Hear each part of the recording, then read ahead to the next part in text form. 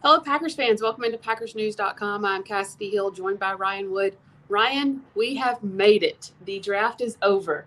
And now, of course, the real work starts. But for right now, the draft is over. Take a breath. The Packers have come away with 10 new players? 11? Well, they went in with 11. Oh, you're right. They got to pick back. That's because they made a trade in the 5th round.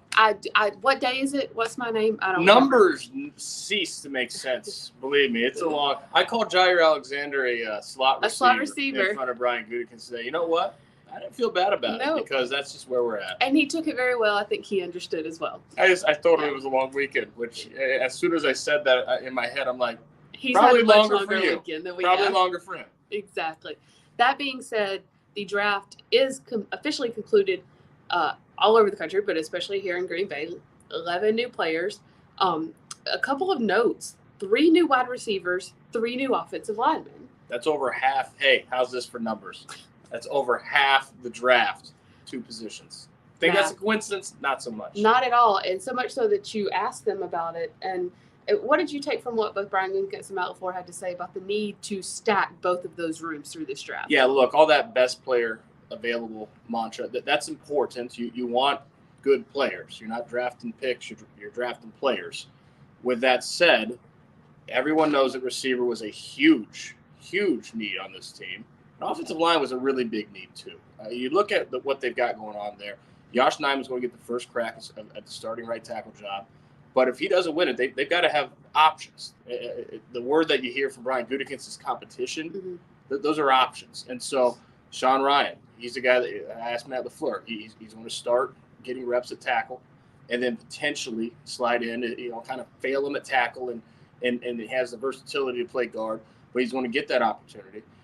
If neither of them, Josh Nijman and Sean Ryan, can get that starting right tackle job, they do have Elton Jenkins at some point, presumably coming off the ACL this season. Brian Gutekunst said that they were a little light on numbers of the offensive line. They came in carrying 9 on the roster, drafting 3. He likes it to be 11 or 12. Now they have 12. So they have the numbers where they want it to be. It's all about competition, especially at a need. And offensive line is a need. Yes, it definitely is, especially at tackle. With the receivers, they picked up, of course, Christian Watson in the 2nd round yesterday, and then one in the 4th round today, and one in the 7th round. You could almost look at the guy that they got in the 7th round and say that may be one of the best values they've got. Apologize, I'm not quite sure how to pronounce the kid's name yet, and I don't want to do him the disservice of Nebraska. Nebraska, yes. He started 4 years at Montana, took a COVID year, and then transferred to Nebraska. So he's been in college for 6 years. He's 24 years old. Coming into the league already, had a phenomenal year at Nebraska, led the Big Ten in yards per reception, led Nebraska in receptions, touchdowns, total yards.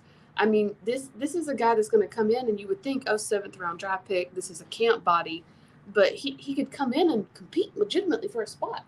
We'll see, with that 4.4 speed that he has, special teams fits real well there. Mm-hmm. And those guys, you're looking at special teams. Talking good value, what is it, Rasheed Walker? The tackle out of had a 3rd round grade. Yeah. I asked Brian Gutekunst why he slipped, because Brian Gutekunst and Prom said they didn't think he was going to get Rasheed Walker in the 7th round, not supposed to. Mm-hmm. So that's a guy to keep an eye on too. They had 4 7th round picks, and they have huge. I mean, we talk about receiver, offensive line being in need. Other than receiver, the biggest need on this entire roster is special teams, because they can't do what they did last year. That was a dumpster fire, and they know it. So when they have 4 7th round picks, 7th round is special teams land. Yeah, I mean, Rich Bisaccia was very important in this process. He was in the ear of Brian Gutekunst, and Brian Gutekunst said that they've got to do things differently than they've done in the past. They have to be open to a new way, because what they've done in the past has not worked on special teams. They loaded up in the back of this draft. And they drafted Tariq Carpenter, and I'm not going to try to pronounce his last name, the new Kingsley in town. He goes by JJ. Barre, yeah. Igubana or Igubara. Enagbare. I can spell it because I'm a writer. Those 2 guys specifically, Brian Gutekunst said, were drafted at least in part because of their potential value on special teams. They're drafting special teamers in this draft. And actually, we're going to hear from Brian Gutekunst right now with what he had to say about how much they had to shift their focus to particularly draft to help special teams. Yeah, I think that was certainly a factor, and not only the return stuff, but just as cover guys. They're both big guys that can run, they can get down the field and make some plays. So I think one of the things over the past few years that we've kind of gotten hampered by was just having some guys specifically on the offensive side of the ball that really couldn't do much for us on teams, and hopefully these guys can help there.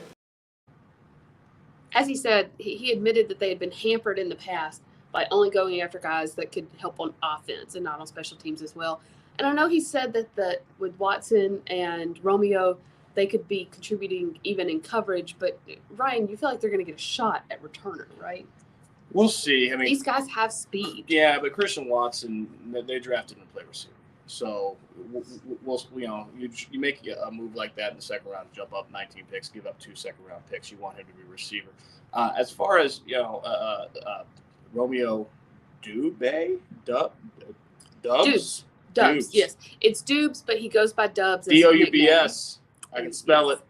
As far as he goes, look, he's a guy that, he only ran a pedestrian 4.5, but he's a punt return of the past, 4th rounder. Yeah, he especially. And punt returner is just as much about vision as it is about speed. It's about vision. It's about having confident hands because you got gunners bearing down on you. It's about burst and acceleration, not just straight line linear speed, but you got to have quickness. You got that burst to get the ball and go. He's a guy that for sure you can see him getting some cracks at that punt returner. If you have any questions, go ahead and drop them in the comments. We're going to get to them. Lights off. I know they are. If you have any questions, drop them in the comments. We're going to get to a couple here in just a minute. But before we do, I also wanted to hear from Matt LaFleur. He talked about how you have to be careful to not have too many expectations on these rookies as they come in. This is a wide receiver core that lost Davante Adams, that lost Marquise Valdez-Scantling, lost Equanimeous St. Brown, who got a good amount of touches as well. And it's very easy to look for the next one. And Matt LaFleur talked about how they had to almost caution themselves a little bit when doing that, and this is what he had to say. Yeah, I think you always it's always about how that group complements one another. I think I've talked about that quite a few times, just how you use them. I mean, certainly you're not going to find Davante Adams, at least not initially. Certainly, I don't want to limit any of these guys and say they can't become that, but I mean, you're talking about one of the elite receivers in the game. And I think even if you look at Davante's first couple of years, matter of fact, throughout this process, I went back and watched some of Davante's highlights from college and just how he moved. I went back and watched his combine, and I would say that he looks a little bit different than he did then. So there is definitely it's a process, and it takes some time, and hopefully we can get these guys up to speed pretty quickly. And it's going to start with just how they attack it and how fast they pick this up. And certainly we're going to push them to be their best right away because that's what we need from them. So as you can see, Ryan, Matt LaFleur had a lot to say about that, actually, which will kind of, I'm sure, be interesting when these guys do get here to Green Bay, with not only how Matt LaFleur handles all these rookies, but how Aaron Rodgers handles these rookies. He's used to having Davante Adams, to having Randall Cobb, to having these veteran guys and, having the rookies there for depth. Whereas now these rookies are going to be coming in and especially with Christian Watson competing for that wide receiver 1 spot. Do you think that there will be any sort of disconnect or hubbubaloo, I guess you could say, when Aaron Rodgers first gets here and starts to work with these receivers? Well, Brian Gutekunst was asked about whether or not Aaron Rodgers needs to be here for the voluntary OTAs, not just the mandatory minicamp, which he told Pat McAfee he will be here for. And he gave a very nuanced answer. Basically, the long and short is that he wants all of his players in the building all the time. If he can just chain them here and keep them from leaving, that would be But put great. them in a bubble while doing so. But they can't do that because it is voluntary. He understands that. But when it comes to Aaron Rodgers, one, he said he's got a lot of faith in Aaron Rodgers almost 2 decades into his career, knowing how not just to get himself ready, but how to get the offense ready and everyone around him. And 2, there's a certain level of comfort in knowing that these rookies need to come in and learn the base level of the offense before they add the other level of Aaron Rodgers' offense and the different layers that you have when 12's on the field. So when they're learning the basics, the rudimentary foundation of Matt LaFleur's playbook, they don't necessarily need a future Hall of Fame quarterback to be involved in that because it is very rudimentary and basic. But at some point, they're going to be adding that new layer. let's take a few questions here before we say goodbye. Sorry. Levi asked, with the Walker pick, will they run less 3 safety formation? And that's something that we've kind of talked about amongst ourselves as well. You know, they're very used to dropping Adrian Amos down into the box. With Quay Walker there, do you have to? You don't have to do anything necessarily, but I think that draft pick was made intentionally. And I mean, we talked about it Thursday night.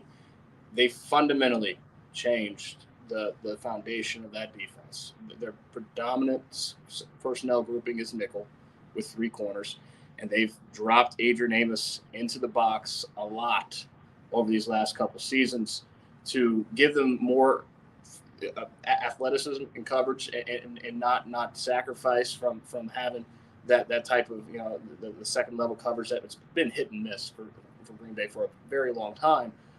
But what that does is it makes you vulnerable against the run. You're lighter in the box. Mm-hmm. And with 2 inside linebackers who have the athleticism and the size to be able to cover the middle of the field, but thump up in the run game, yeah, I mean, that's something that's going to fundamentally change how this defense looks. Speaking of the defense, Russ says he's very excited for the possibilities. I believe they drafted well. Could be the best defense since Reggie White days. Agree? Disagree?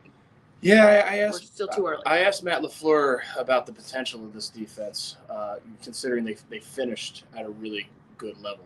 Obviously, they only gave up the field goal, the 6 points against San Francisco, mm-hmm. the pair of field goals in the playoff game, and then they added, Devontae Wyatt, a really athletic defensive tackle, and Quay Walker, a really athletic inside linebacker, to kind of fill out a couple minor secondary needs. He said they got to recreate the magic of last season, and he said it was magic last season, and they were a really good defense. It has the potential to be even better, but they have to start that process over again.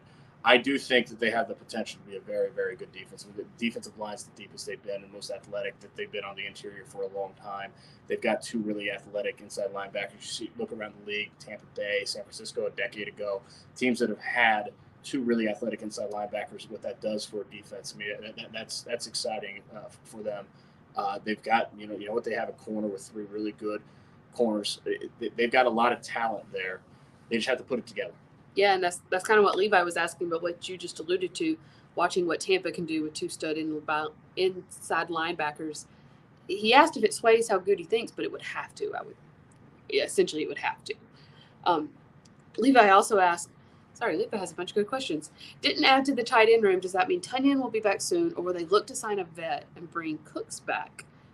That was really the only area of need that they did not hit, it feels like. That and edge rush, they hit it in the 5th round, but again, JJ from South Carolina is kind of a guy that's going to have to cut his teeth in special teams first.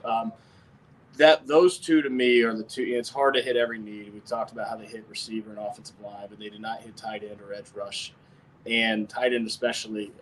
Brian Gutekunst said that he saw last year as kind of a transitional year for Josiah DeGuara coming off the ACL. He expects bigger things out of him in 2022. He name dropped Tyler Davis. Tyler Davis is a guy that's on the GM's mind at least, so we'll see what he does this offseason in the training camp. Marcedes Lewis is going to be the old head in the room. And there's a lot of, as far as being a blocker goes, especially with how this offense is shaping up to be a run-oriented offense, to have an inline blocker like Marcedes Lewis is going to be important. At some point, they're going to get Robert Tunyon back, and they certainly hope that he comes back from the ACL like the old Robert Tunyon, and that he is as athletic and the movability is there. You're going to have to wait and see on that one. We're going to take a couple more here, 1 or 2 more. Atomic Hound asks, is Amari Rodgers ready to step up? And I'm going to add a question onto that. Does this draft mean we might have seen the last of Amari Rodgers? No, I think Amari Rodgers was a huge winner of this draft because especially the top 2 receivers that they drafted are ex-receivers, perimeter receivers. They do not have much in the slot. It's Amari Rodgers. It's Randall Cobb. I think if you're Amari Rodgers, you're feeling pretty good about your chance. There's an opening there in the slot for you to go and seize, and he just has to do it. So we'll see if he can put his rookie season behind him. But I think he was a big winner of this draft. And then, let's see, where did it go?